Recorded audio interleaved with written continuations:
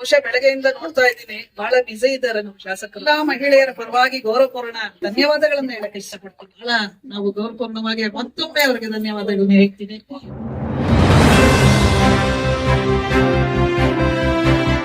ಏನು ಈ ಒಂದು ಕಾರ್ಯಕ್ರಮಕ್ಕೆ ಆಗಮಿಸಿರುವ ಈ ಕ್ಷೇತ್ರದ ಶಾಸಕರಾದ ಸನ್ಮಾನ್ಯ ಸಮೃದ್ಧಿ ಮಂಜುನಾಥ್ ಸರ್ ಅವರು ಹಾಗೂ ನಮ್ಮ ಕೋಲಾರ ಜಿಲ್ಲಾ ಹಾಲು ಒಕ್ಕೂಟದ ನಿರ್ದೇಶಕರಾದ ನಾಗರಾಜಣ್ಣವರು, ಸಾಮೇಗೌಡರು, ಎಲ್ಲಾ ಸಂಘ ಸಂಸ್ಥೆಗಳ ಅಧ್ಯಕ್ಷರುಗಳು ಹಾಗೂ ಎಲ್ಲ ಈ ಊರಿನ ಹಿರಿಯ ಮುಖಂಡರುಗಳು, ನಮ್ಮ ಹಾಲು ಉತ್ಪಾದಕ ಮಹಿಳೆಯರು, ಹಾಗೆ ನಮ್ಮ ಮಾಧ್ಯಮ ಮಿತ್ರರಿಗೆಲ್ಲರೂ ನನ್ನ ಗೌರವಪೂರ್ಣ ನಮಸ್ಕಾರಗಳನ್ನ ಹೇಳಕ್ ಇಷ್ಟಪಡ್ತೀನಿ.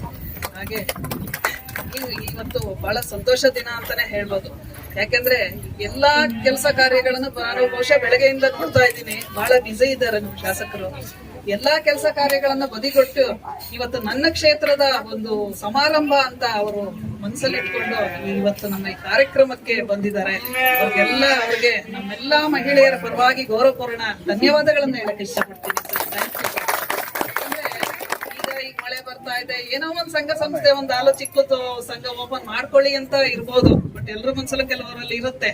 ಆದ್ರೆ ಅದನ್ನೆಲ್ಲ ಒಂದು ಪಕ್ಕಕ್ಕಿಟ್ಟು ಇವತ್ತು ನನ್ನ ಕ್ಷೇತ್ರದ ಒಂದು ಸಮಾರಂಭ, ಏನೋ ಮಹಿಳೆಯರಿಗೆ ನನ್ನ ಒಂದು ಹಿತವಚನಗಳನ್ನ ಹೇಳೋಣ, ನನ್ನ ಸಹಕಾರ ಕೊಡೋಣ ಅಂತ ಬಹಳ ಒಂದು ಒಳ್ಳೆ ಮನಸ್ಸಿಂದ ಅವ್ರು ಬಂದು ಇವತ್ತು ನಮ್ಮ ಕಾರ್ಯಕ್ರಮಕ್ಕೆ ಭಾಗಿಯಾಗಿದ್ದಾರೆ. ಬಹಳ ನಾವು ಗೌರವಪೂರ್ಣವಾಗಿ ಮತ್ತೊಮ್ಮೆ ಅವರಿಗೆ ಧನ್ಯವಾದಗಳನ್ನ ಹೇಳ್ತೀನಿ. ಏನು ಮಹಿಳೆಯರು ಇವತ್ತು ಸಂಘ ಹಾಲು ಉತ್ಪಾದಕ ಇವತ್ತು ಒಂದು ಸಂಘ ಓಪನ್ ಮಾಡಿದ್ದೀರಾ.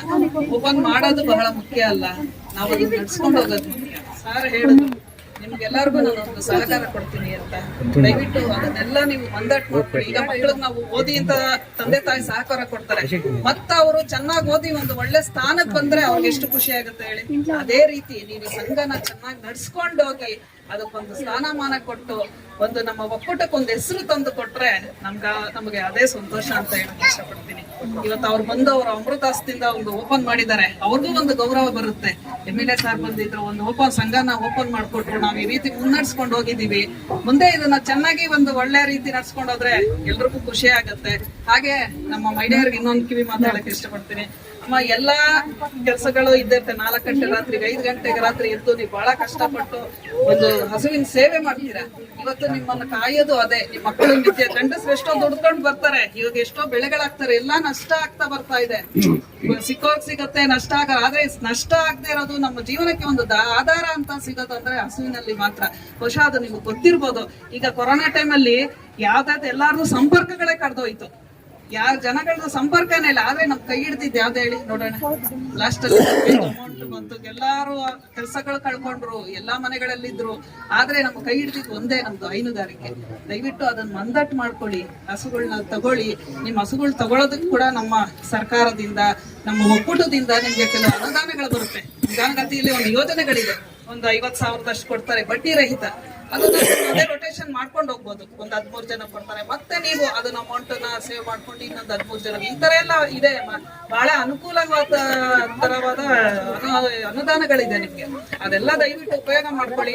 ಹಾಗೆ ನಿಮ್ಮ ಸೂಪರ್ವೈಸರ್ ಗಳಿದ್ದಾರೆ, ನಿಮ್ಗೆ ಏನಾದ್ರು ಡೌಟ್ಸ್ ಇದ್ರೆ ಅವ್ರ ಹತ್ರ ಭೇಟಿ ಮಾಡಿ.